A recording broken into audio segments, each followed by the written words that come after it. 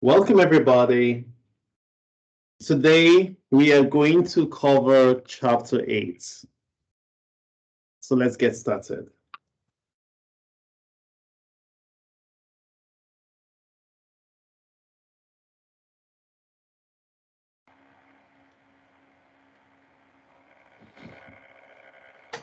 In this top chapter, we'll be looking at confidence interval. So the objectives of this chapter will be, at the end of this chapter, you will be able to distinguish between a point estimate and a confidence interval estimate. You will be able to construct and interpret a confidence interval estimate for a single population mean using both the standard normal and t distributions. So far in this class, we have looked at the standard normal distribution, and today we will be looking at the t distribution. So by now you should know how to find the probabilities under the standard normal distributions.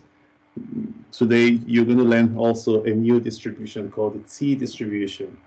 You also know how to determine the required sample size for estimating a single population mean. We will also establish and interpret a confidence interval for a single population proportion. And finally, we'll look at how to determine the required sample size for estimating a single population proportion. All right. So as we have seen from the previous chapter, point estimates are subject to sampling error. What is a point estimate? A point estimate is a single statistic determined from a sample that is used to estimate the corresponding population parameters. So we have computed several point estimates such as the sample mean and the sample proportion, p-hat.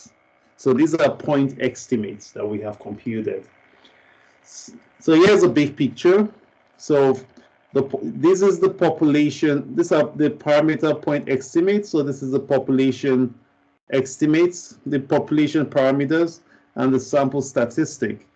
Now, what we have seen so far in this class is we have computed the different point estimates, for example, the sample mean and the sample proportion.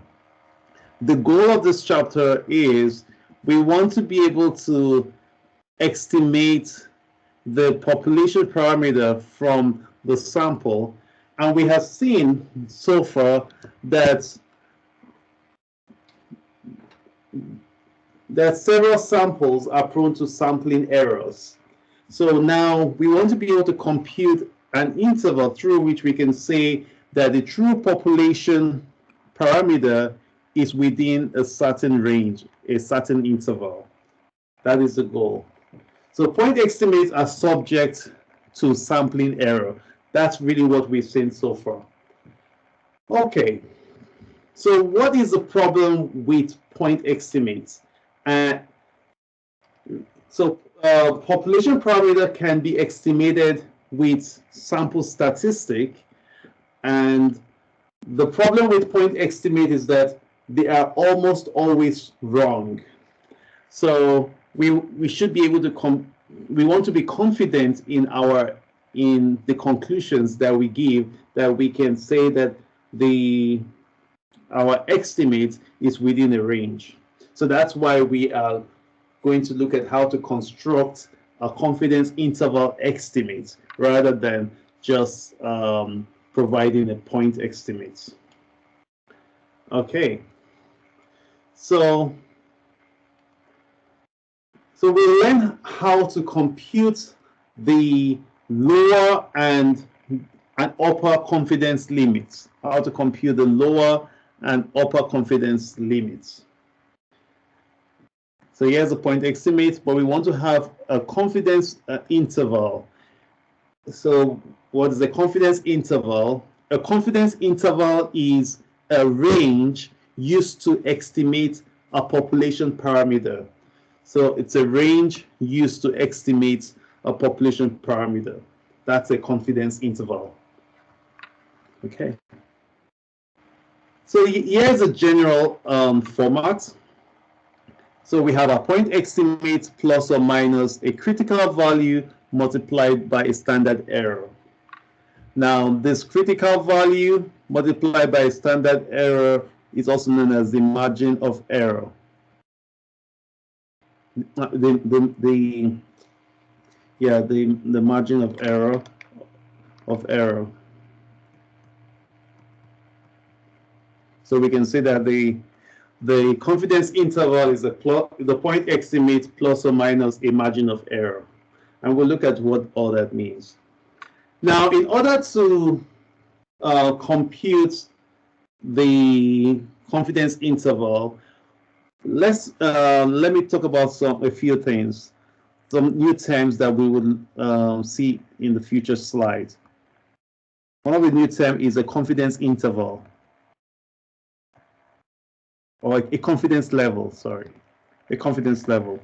So a confidence level here is, we are trying to see how confident are we that the actual value of the population parameter will be inside a particular interval. So that's the confidence interval. And the confidence interval is, if I say CL, is actually equals to 1 minus the significance level, which we'll talk about in the next chapter. And we use alpha. Just want to give this here, and we'll look at it later on. So if my confidence level is, say, 0.95, then 1 minus, so alpha is 0.95. So that means that alpha is equals to 1 minus 0.95, which is equals to 0.05. So alpha is 0.05. My confidence level is this, and this is my significance level. We won't really, we'll look more about the significance level in chapter 9. So that's a confidence level, and I'll talk about the different types of confidence level that we use. All right, so let's move on. So again, we've established this. So our point estimate is this. Now, what is our standard error? You've all seen how to compute a standard error from a previous chapter. So the standard error for our sampling mean is sigma divided by the square root of n. So that's the standard error. Now, what about the critical value? The critical value is a z-score. So this critical value is a z-score. And this z-score is what separates what we know as the likely region from the unlikely region. So at the end, we'll be drawing several bell-shaped curves. And so let's say this is my z distribution, and this z1. So this z1 can be my critical value, and this region here would be the unlikely region, and say this other region here would be the likely region. So the z-score is the critical value is the z-score that separates the likely region from the unlikely region. Okay, so here are some confidence level and their equivalent critical values. Now, these are three common confidence interval, but the 95% confidence interval is the most used confidence interval in several literature. So most used is the 95%. How did we get the z value? So this is something that we've seen in previous chapter. Let's look at for the 90%, for example. So we have this distribution here. Now, if this area within is 90, this shaded area is, say, that's 0.90. So if that is 90, now What is alpha? Alpha is equals to 1 minus the confidence level. So that means alpha is equals to what? 0.1. So we're going to split alpha. So this will be alpha over 2, and this will be alpha over 2. So alpha over 2 is half of this. So that will be, this area will be 0.05, and this area will be 0.05. Now, what we are trying to do is find this z value. So what is this z value? And remember, we did this, I showed you how to do this in Minitab, and I also showed you how to do this using a table. So if in Minitab, you can simply find the z value where this middle area is 0.9, or you can split the alpha value, if this is 0.1, into 2, so this will be 0.05, 0.05, to get the z-score. So right here, I'm just going to show you how to get the z-score for how we get these, and you can follow the same procedure for the rest. Now, I'm going to bring in Minitab. Let's see that this works with our PowerPoint up here. And then, okay, I think it's working. All right, so now we have Minitab. I'm sure you can all see Minitab. So let's compute that z value. So what we do here is we go to graph, probability distribution plot, view probability, okay. And we're dealing with the normal distribution, means the standard normal distribution. So we click on the shaded area. And this time around, I'm going to use both. I want to split my alpha value of 0.1 to both sides, so that each side will be, will ensure it's the probability that you select. So each side will be 0.05. So you click OK. And you can confirm that from this distribution. You can see this shaded area is 0.05. This is 0.05. So that is our alpha divided by 2. And the z value, as you see, is 1.6.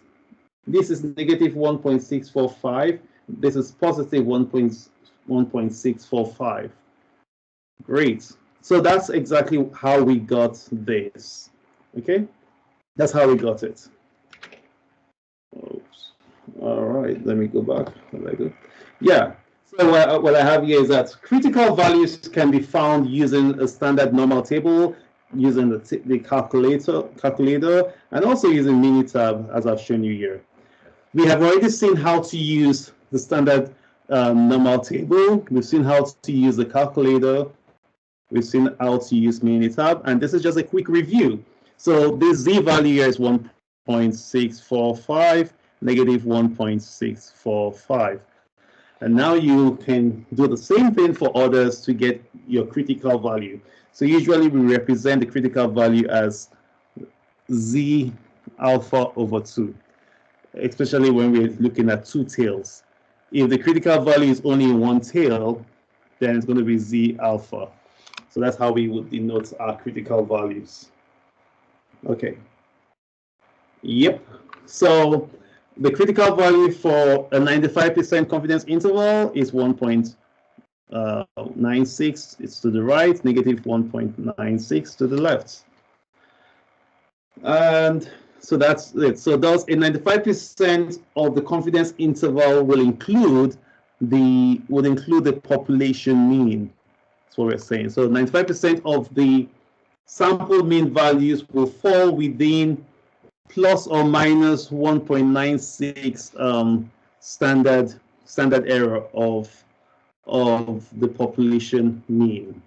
So thus 95% of the confidence intervals will include the population mean. Okay. So this is mu minus 1.96 standard error, mu plus 1.96 standard error. Okay. So let's look at an example on how to compute the confidence interval.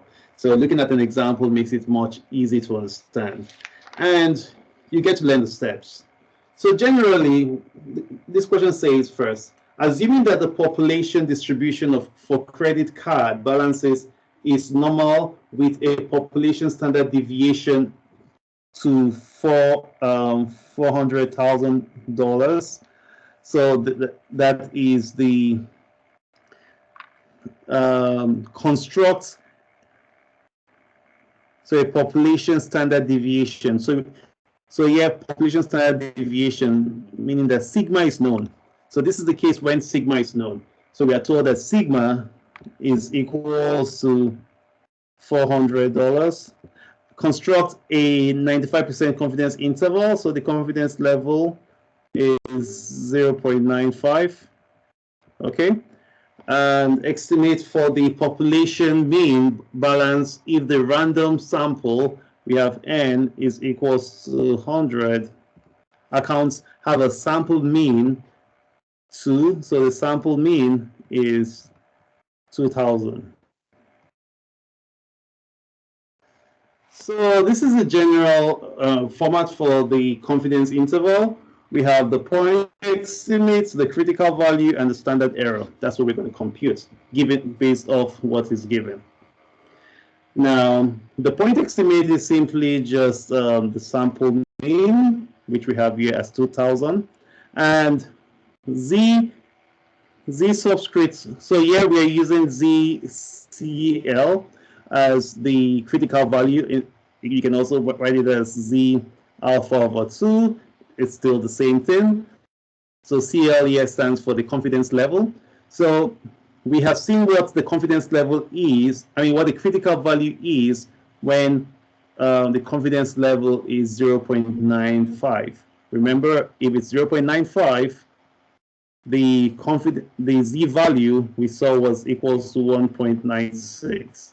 And by the way, the more problems you solve, you remember all of that.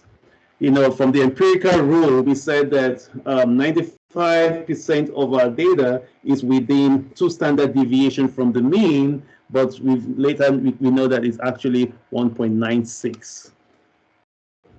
And we multiply this by sigma. We have sigma right here, divided by the square root of n, which is the square root of 100. And this is how we would compute the confidence interval. And by the way, you know that the critical value multiplied by the standard error is what we call the margin of error. Okay. All right. So this is what is given. And so let's do the computation. So when we do the computation, we have 2000 plus or minus 1.96, 400 divided by square root of 100. So this gives us 2000 plus or minus $78.40. So this $78.40 is our margin of error. And when you do the computation, the lower bound is 1921.6, and the upper bound is 2078.40. So that's how to construct a 95% confidence interval for the population mean. Okay. So now, how do we interpret this? What's the interpretation? So we can say that based on the sample data, with 95% confidence, we conclude that the population mean is somewhere between this. So we know that we do not really know what the true population mean is, but we are 95% confident that the true population mean will be within this range. So that's the interpretation. And knowing the interpretation is very important. It's as important as knowing how to construct the intervals as well. Okay.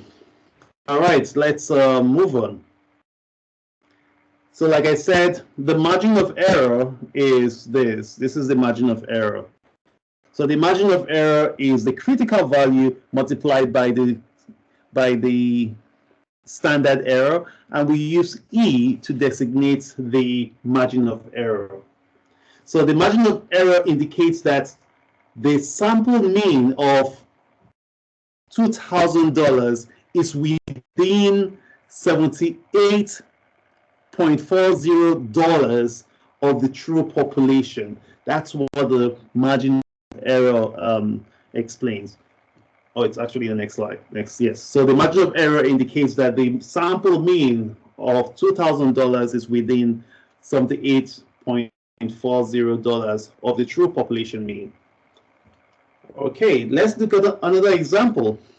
So here we still have that sigma is known. So the distribution of hours worked by students at a university is normally distributed. Great. If the population standard deviation is known to be 5 hours, so we are saying that sigma is equal to 5 hours, construct a 90% confidence interval. So our confidence level is equals to 90, and we need to know what Z90, Z.90 is. And we have seen that already. So this will be our critical value. So for the mean hours worked by all students at the university, if a random sample of 64, so N is equals to 64, students have a mean equal to 23 hours. So X bar, the point estimate is equal to 23. So this is the first thing I want you all to do before you go about computing the confidence interval. First, see how you can convert this word problem into symbols, and then the rest becomes very easy. So again, here's a general format to construct the confidence interval, and we have that the point estimate plus or minus the critical value times the standard error, and recall that the critical value here should be 1.645 for 90. And so that's what we have here. And now we can go ahead to compute this, multiply by the critical value and add it to the point estimate. So when we do that, we have 23 plus or minus 1.645 times 5 divided by the square root of 64. And that gives us 23 plus or minus 1.03. So this is our confidence interval. So by the way, you can present your work in this format. So what we have here is simply, we are saying that the true population mean is equals to the true population, that mu is equals to the point estimate plus or minus E. So where E is the margin of error. So sometimes this is how we could present this, even maybe in the paper. And if you read some of the newspapers or online articles, you would see things represented in this format. Something plus or minus another number. That's basically a confidence interval. And if you do the math, so this is the lower bound, 21.97 hours, and this is the upper limit, 24.03 hours. So that's how to compute the confidence interval. Pretty straightforward. Okay, great. So let's talk about the margin of error. So of course, when we computed this, 1.03 is the margin of error. Now, how do you interpret the margin of error? So the margin of error indicates that the sample mean of 23 hours is within 1.03 hours of the true population mean. That's the definition. Cool. Now, in all of this that we've done so far, what is the relationship? What can we see? What pattern do we see? If you notice, as the confidence interval increases, what happens to the margin of error? It increases as well. So as you increase the confidence interval, the margin of error also increases. And we'll also talk about the sample size. So these are three interesting things to take into consideration: the sample size, the confidence interval, the margin of error. We would like to minimize the margin of error, right? And so these are the decisions we'll try to make. Okay. And so what about the sample size?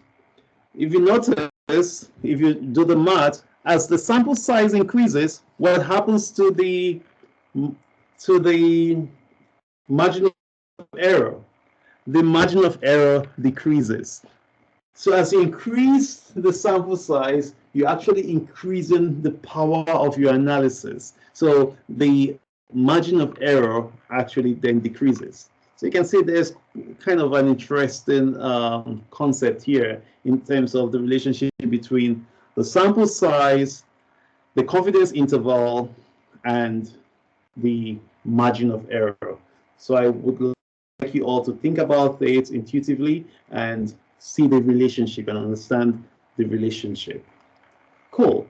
So what have we established so far? So far, we've looked at point estimates are subject to sampling error. We've also established that for a given sample size, the percentage of possible confidence interval estimates that contain the true parameter is equal to the confidence level. Increasing the confidence level does what? Increases the margin of error. Increasing the sample size decreases the margin of error. Cool. All right, so now let's look at a different topic. When sigma is not known or when sigma is unknown. So if sigma is unknown, for a critical value, we can't compute z, but we will be computing t. So no to z, but that's where t comes in. When sigma is not known. Now, when sigma is not known, we're still given a standard deviation, but the standard deviation that is given is of the sample data. So we're given S. S will be known. So in the question, you always be given a standard deviation. You need to check if it's the population standard deviation or the sample standard deviation. If sigma is known, then it is z. If sigma is unknown, then it is t. Okay. So our standard error now would be approximately S divided by the square root of n, where S, as we've seen in the previous chapter, is actually this, but this is what we will be computing for our standard error. Now, our critical value, we will compute it from a student's t distribution. And in the slide, I would show you how to read the student's t distribution. I would also show you how to compute the t distribution, how to interpret the t distribution using Minitab. Exactly. So here's the relationship. So we have the standard normal distribution here, and this is our t distribution. Now, given a standard normal distribution, when we're dealing with a t distribution, we will be computing what is called the degrees of freedom. And we will see that as the degrees of freedom tends towards infinity, the t distribution tends towards the standard normal distribution. But as the degrees of freedom decreases, the distribution becomes much more wider. The spread of the distribution becomes much more wider. Now, the degree of freedom is actually computed from the sample size. So the degree of freedom is equals to n minus 1. Now, what really is the degree of freedom? So the degree of freedom is the degree of choice in your sample. The degree of choice in your sample. That's the degree of freedom. So in estimating a single population mean, the degrees of freedom is the sample size minus 1. Okay. So both the standard normal and the t-distributions are bell-shaped. That's something to take note of. They are both bell-shaped. There is one standard normal distribution. There are many different t-distributions depending on the degrees of freedom. The t-distribution is more spread out than the standard normal distribution. Great. So this is how to compute the confidence interval when sigma is not known. So sigma is unknown. So it's similar to when sigma is known, but the difference here is that instead of z, we are computing t. And instead of sigma, it is now s. That's just the main difference for what we've done so far. So t here is our critical value. And we'll get to know this from the t-distribution, and I'll also show you how to determine this using Minitab. Cool. So if you go to the appendices of your textbook, you would see the t-distribution that looks like this. And up here, you have confidence level. This might be looking maybe pretty small, but what I circled there is the confidence level. And you will have 0.1, 0.3, 0.5, 0.8, 0.9, 0.95, 0.98, and 0.99 is the last one over there. So the horizontal values are the degrees of freedom. So these are the degrees of freedom, and this is the confidence level. Now, the other item here, you have one tail and two tail. So generally for this chapter, we are dealing with the two tail. So you can also interpret the two tail for the confidence interval. And if you're going to interpret the two tail, then you're going to be using alpha. So you're going to be using z alpha over 2. Otherwise, if you're using just z confidence level, then we're going to use the confidence level that I circled. Awesome. Okay, so looking at an example, we'll see how to read this table. So here's a question. The distribution of overtime hours per week for employees at a manufacturing company is normally distributed. A random sample of n is equal to 10 employees is selected, producing a sample mean of 4.5 hours and a sample standard deviation equal to 1.3 hours. Based on this information, construct and interpret a 95% confidence interval estimate for the population mean. So if you look at this question, it says it's selected producing a sample mean of 4.5. So we know that the sample mean is equal to 4.5, and a sample standard deviation. It doesn't say the population standard deviation. So it's S is equals to what? And it's equals to 1.3 hours. So 1.3. So since we're not given the population standard deviation, we'll be computing T. And as I've shown you here, we are constructing a 95% confidence interval. So when reading our T distribution, we need two items. We need to know what the confidence level is, and we need to know what the degree of freedom is. We're going to use both of these in order to determine the critical value. All right.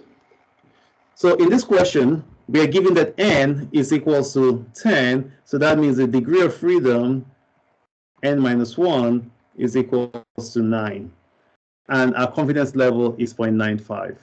So we're going to use these two values in order to determine the critical value. So now if we go to our table, we could come all the way for a degree of freedom, we could look at 9. And then for our confidence level, we look for 0.95. 0.95, so alpha is equals to 1 minus 0.95. That's equals to what? That's equals to 0.05. And that's what we have here, 0.05. Okay. And so our critical value is what I circled here. That is 2.2622. And it's right up here, 2.2622. Okay. So what did we have here? We know that our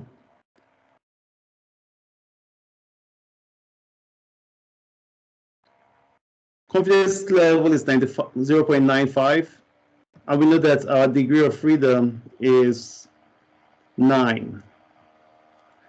So I'm going to show you how to use Minitab to get the same value. So let me bring up Minitab again. So here is Minitab. This time around, instead of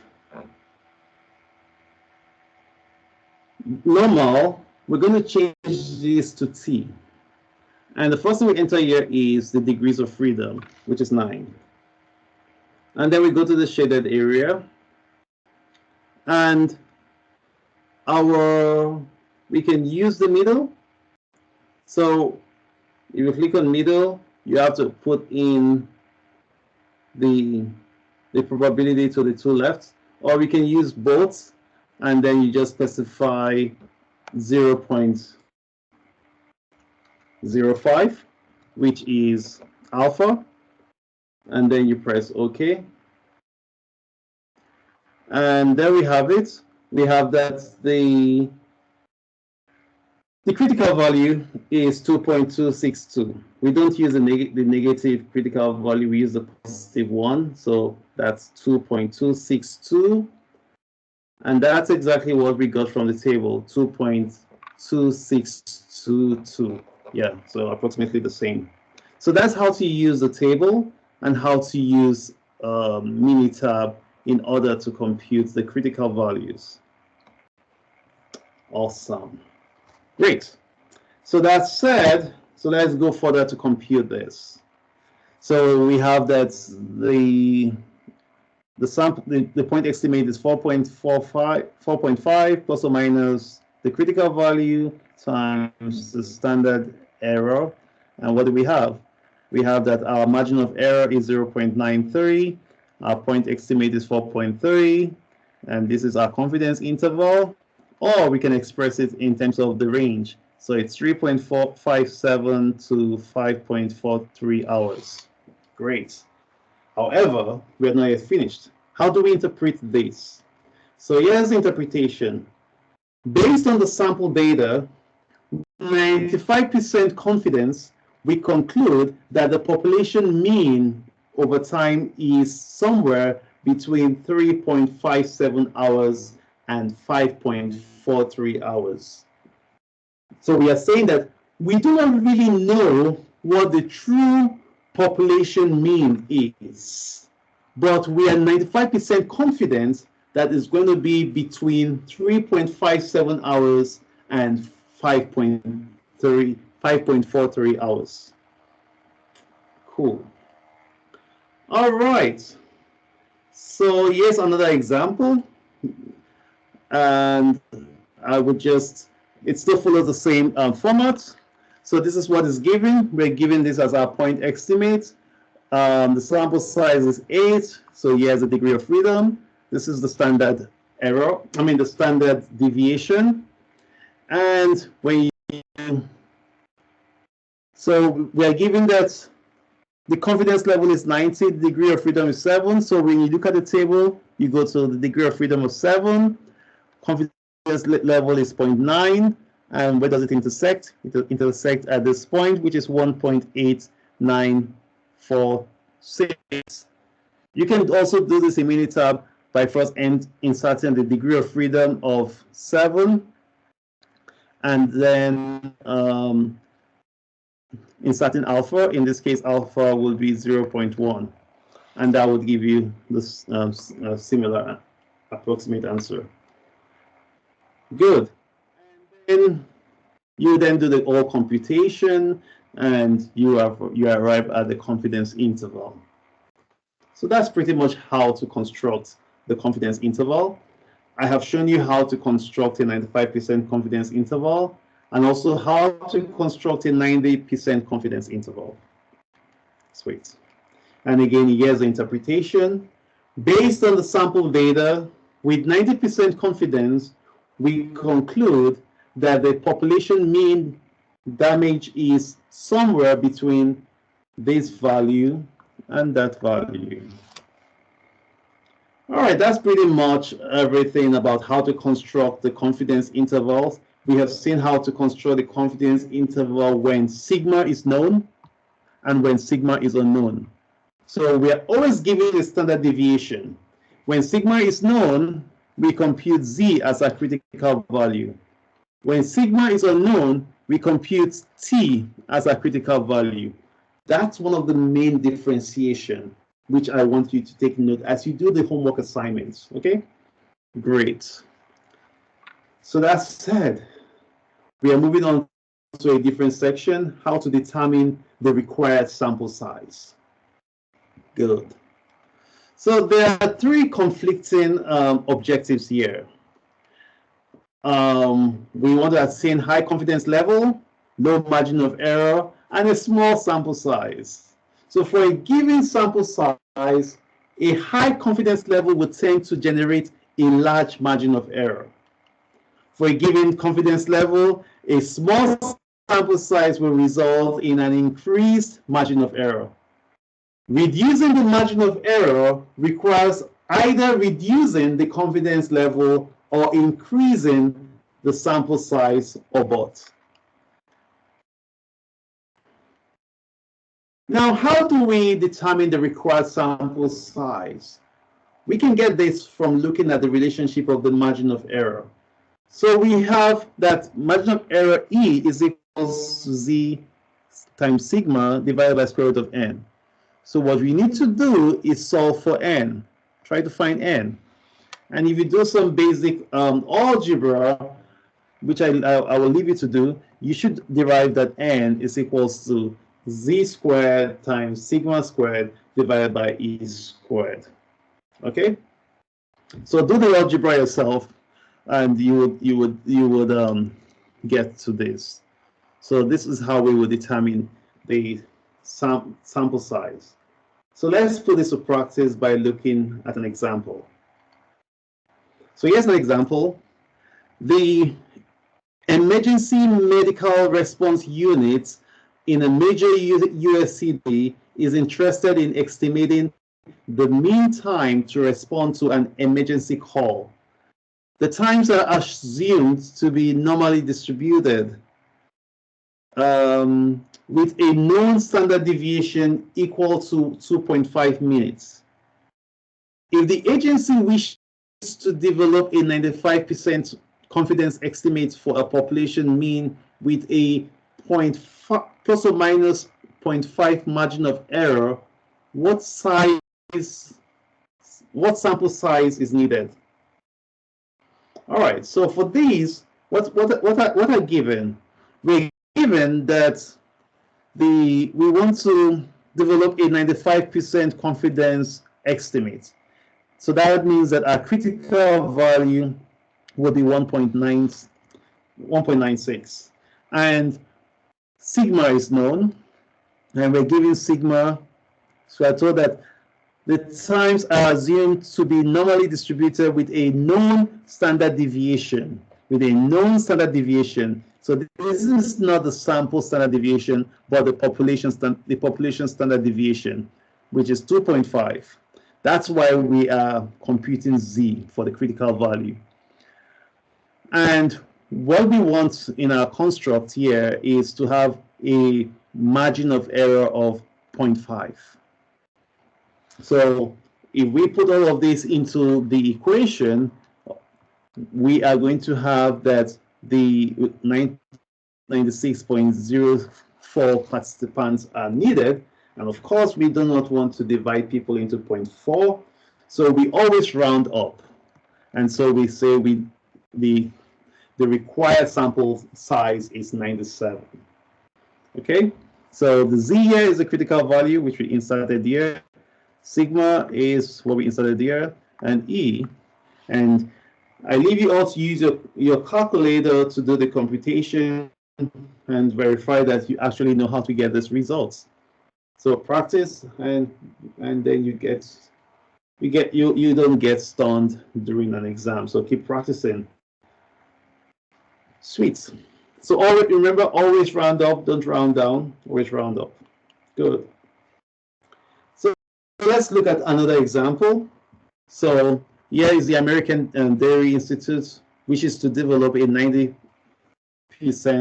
confidence interval estimate for the mean number of gallons of milk consumed per year by a family of 4 in the US. So they wish their estimates to be within 3.5 gallons. So that's the margin of error. The population standard deviation is unknown. So in this case, sigma is not known. Sigma is unknown. So of the population standard deviation is unknown. So a pilot sample of n is equal to 50 is selected, and the sample standard deviation is 62.5. So this time around, we are given S. So S is given. So if you lay this out, so this is what you have. Now we can go ahead with these to compute our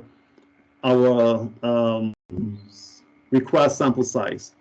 But one main difference between when you know when sigma is known and when sigma is unknown is that when sigma is unknown, whatever result we have from that equation, we need to subtract 50 out of it, and that would be the actual sample size that we would need.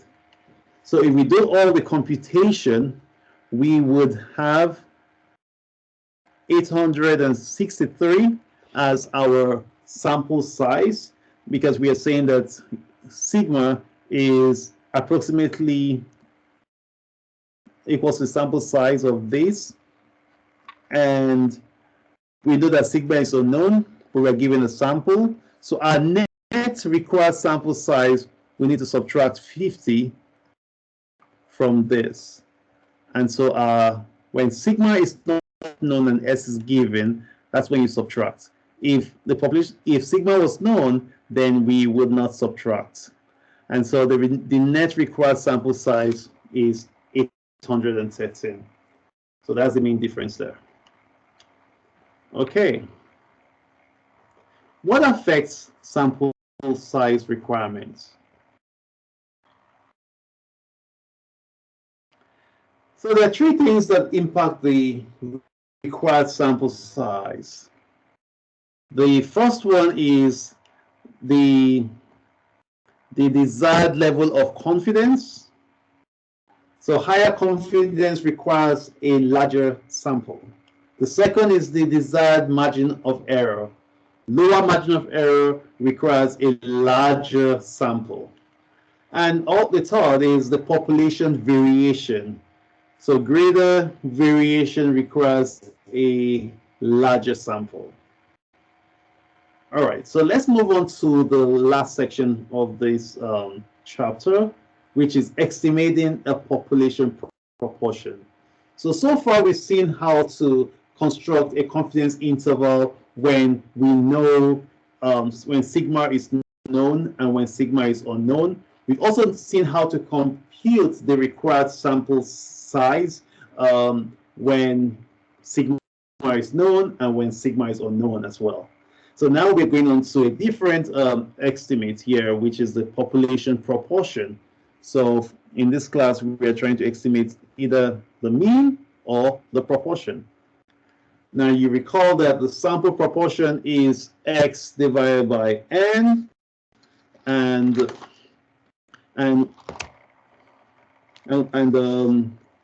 the p hat is what? P hat is the sample proportion. And what is x? X is the number of items in the population having the attributes of interest. So that's x. And n is the sample size. So what is this? What is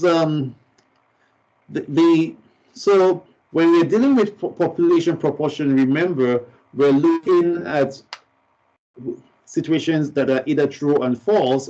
And remember from our binomial distribution, we said that the distribution is approximately normal when n times p is greater than or equals to 5, or n times q is greater than or equals to 5. Remember that q is equals to 1 minus p. Okay, so those are the things you have to check first before you go ahead. If n times p is not greater than or equals to 5, then you don't go ahead. And as you recall, for proportions, we only compute z. There's never t in this case. It's always z. So our standard error for the population proportion is this. That's the square root of p times q divided by n. So you can express that as the square root of p times q divided by n.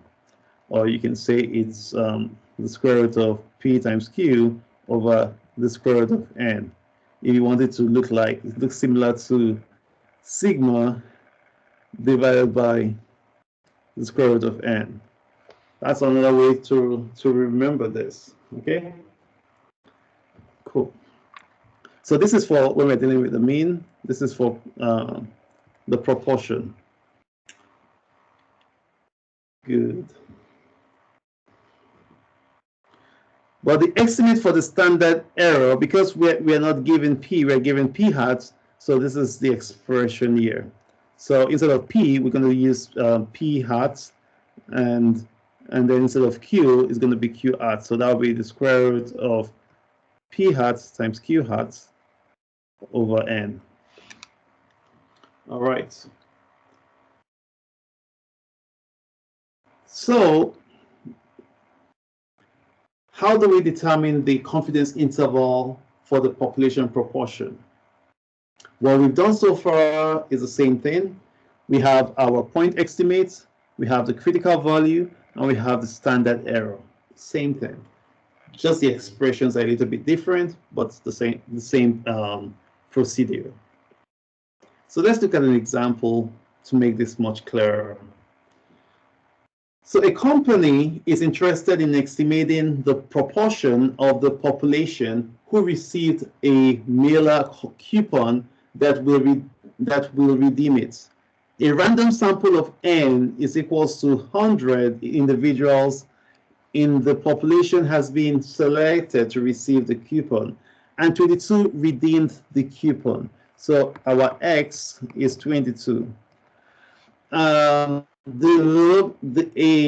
interpret a 99% confidence interval. So we're going to be using Z99, 0.99 for the population proportion. Cool. Again, how do we go about this? We have our point estimates, and we're told that our point estimate is what? What's the point estimate? So we need to compute that. So p hat is x over n, and x over n, x is 22, n is 100, and so our point estimate is 0.22. Cool. So we've known the point estimate. What of the critical value? If you recall, 0.99, the critical value should be about 2.575. One more for the road for a quick revision. I'm going to bring back Minitab again so that we can confirm this in Minitab.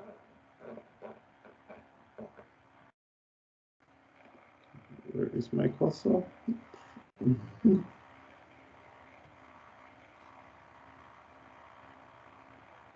All right, there you are, Minitab. Now we go back again to the normal distribution and not T distribution. So if we bring this back to the last operation, we're looking at T. Take this back to normal. Let's be normal. And then click on shaded area.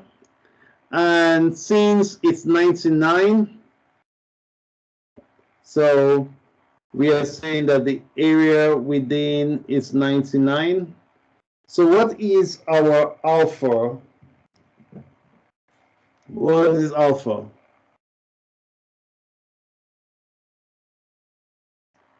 Just a minute.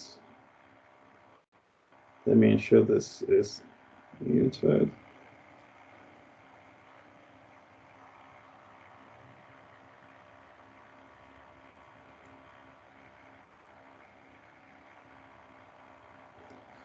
So we click on both, yeah. So you click on both, and what is alpha? So the probability here you enter is not the critical, is not the confidence level where you enter alpha, which is one minus the confidence level. So our confidence level is 0.99. So 1 minus 0.99 should give us 0.01. So 0.01. And if you click OK, that gives us the Z value. So our Z value here is 2.576.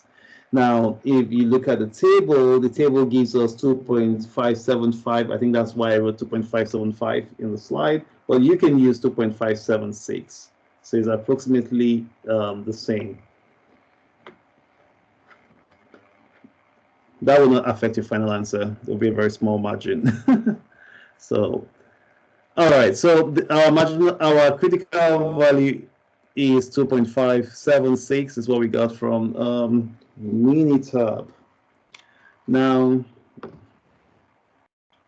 cool. So now you can do the computation. If you're using the table, you would get something like 2.575, which is fine. And then you do all the computation, and that gives you the point estimate plus or minus the margin of error. And here is the interval. It's that straightforward. So here we had p hat. 1 minus p hat is this divided by n. And so that's really what we did. And you find the square root, multiply it to the critical value, and then add it to the point estimate. And you get your confidence interval. So we've just constructed a 99% confidence interval. Now, how do we interpret this? Based on the sample data, with 99% confidence, we conclude that the population proportion who will redeem the coupon is between 0.1133 and 0.3267. So when I give you assignments in your labs to construct confidence interval, I really want to see these interpretations in the Word document that you would submit. So don't just leave it with don't just stop here, but also add the interpretation. That's what I want to see as well. And finally, let's look at how to determine the required sample size for estimating a population proportion.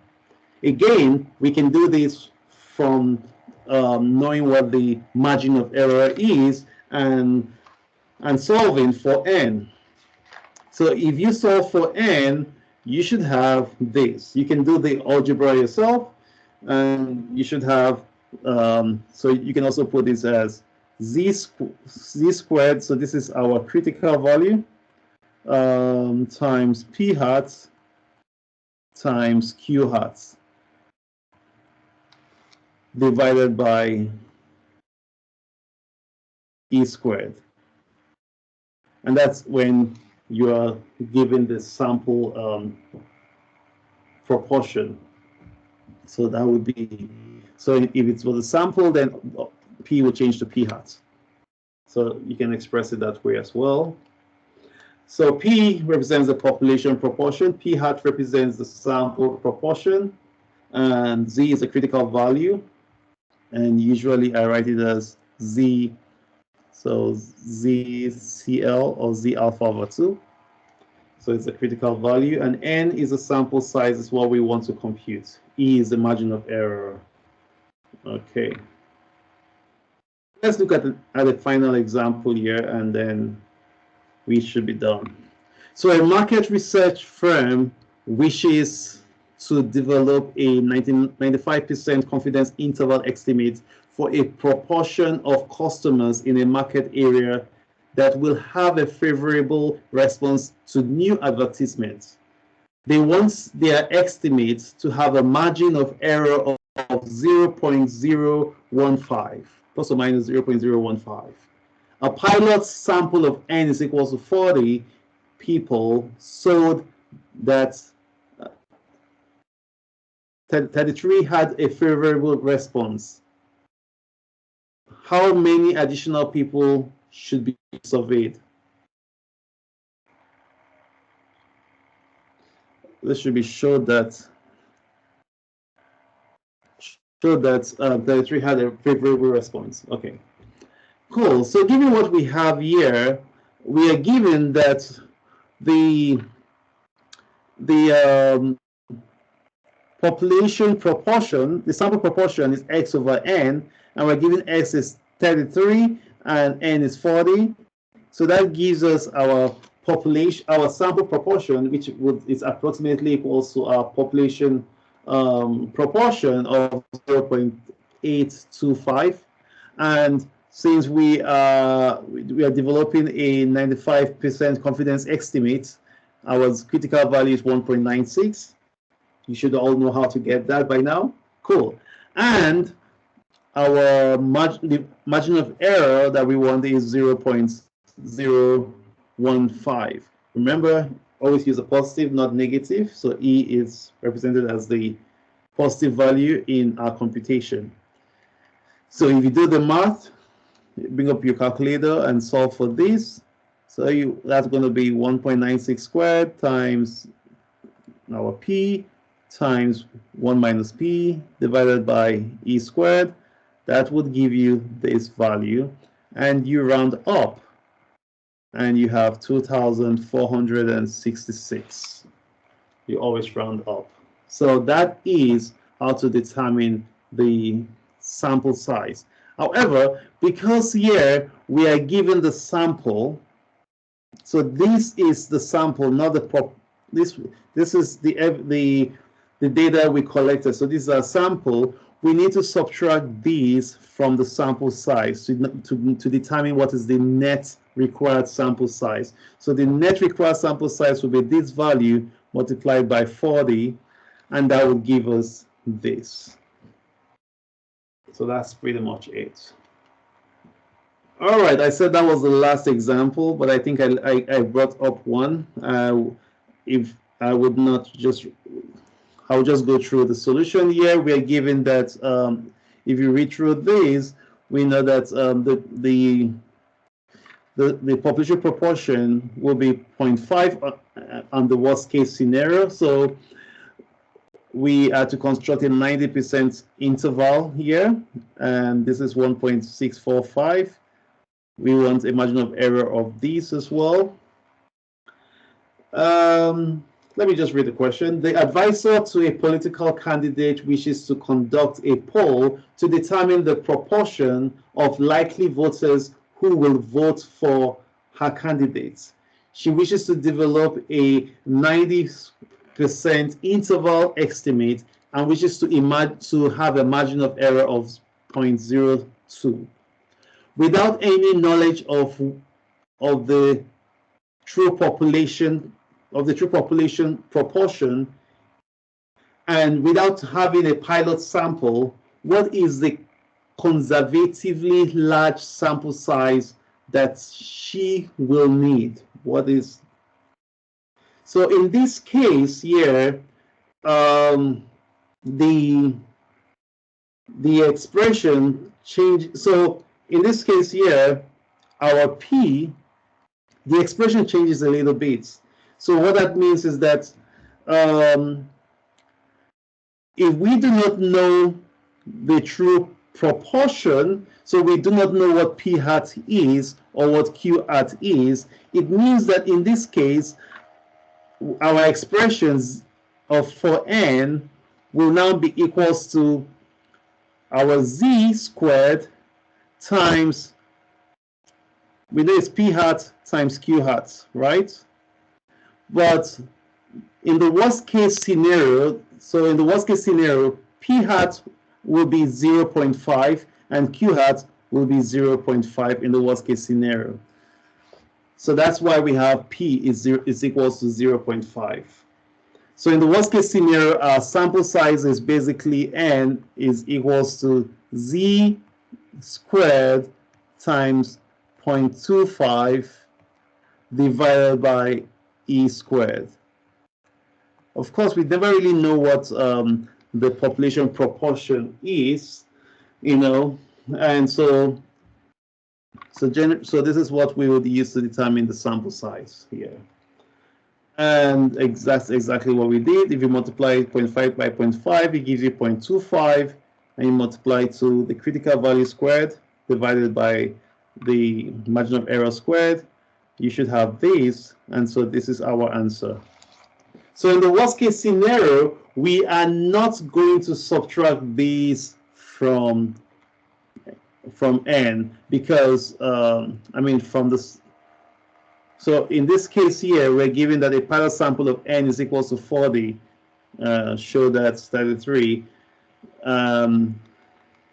Here we're not. It's a different case here. So we're not subtracting this from n, and this will be our sample size. Okay. So what affects the sample size requirements? So again, there are three things that impact the required sample size: the desired level of confidence, the desired margin of error, and the population variation, just as we saw previously. All right, so our final notes. So what have we learned in so far in this video? We've learned that point estimates are subject to sampling error.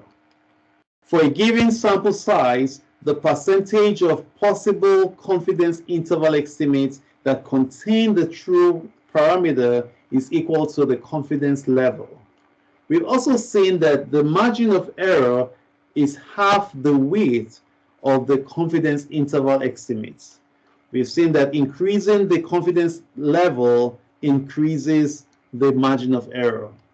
We've seen that increasing the sample size decreases the margin of error. And finally, we've seen that the sample size requirements depends on margin of error, confidence level, and population variation. So thank you for being a part of this class, and in the next video, we will be looking at hypothesis testing. Bye for now.